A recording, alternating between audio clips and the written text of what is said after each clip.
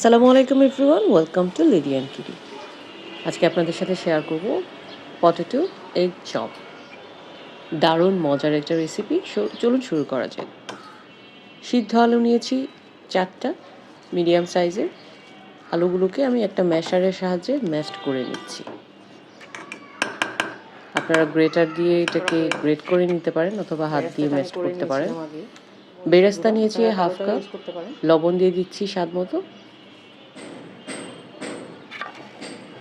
কাঁচামরিচ এবং ধনিয়া পাতা কুচি দিয়ে দিচ্ছি।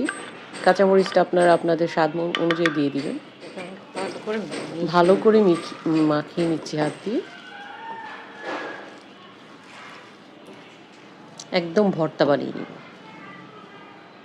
ভর্তাটা বানানো হয়ে গেছে, এখন আমি এটাকে 7টা ভাগে ভাগ করে নিচ্ছি। এভাবে আগে থেকে ভাগ করে নিলে সবগুলোর সাইজ একই রকম হয়। এখন হাতের মধ্যে এভাবে নিয়ে চ্যাপটা করে দিব। চ্যাপটা করে মাঝখানে একটা করে কোয়েলের ডিম দিয়ে দিব। কোয়েলের ডিমটা দিলে যেটা হয় যে প্রত্যেকটা চপের ভেতরে একটা করে আস্ত ডিম থাকবে, আর এই চপটাকে একদম বলের মতো রাউন্ড করে বানানো যাবে। দেখতেও সুন্দর লাগে আর খেতেও দারুণ লাগে। আর কোয়েলের ডিমের তো পুষ্টিগুণ বেশ অনেক ভালো। এরকম 7টা আমি বল বানিয়ে নিয়েছি। এখন আমি ময়দা নিয়েছি এখানে 2 টেবিল চামচের মতো। এর মধ্যে আমি সামান্য লবণ দিয়ে পানি দিয়ে একটা পাতলা ব্যাটার বানিয়ে নিয়েছি। প্রথমে এই চপগুলোকে আমি এই ব্যাটারের মধ্যে গড়িয়ে নিচ্ছি। ব্যাটারের মধ্যে কোটিং করা হয়ে গেলে এরপর আমি ব্রেড ক্রাম্বসে গড়িয়ে এটাকে কোটিং করে দিচ্ছি।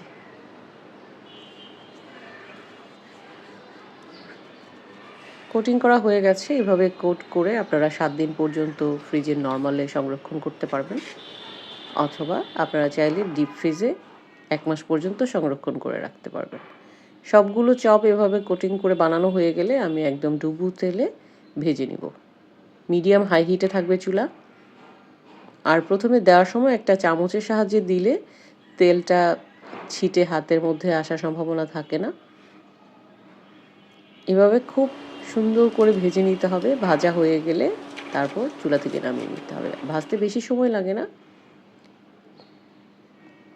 ভাজা হয়ে গেছে, সুন্দর একটা কালার আসছে।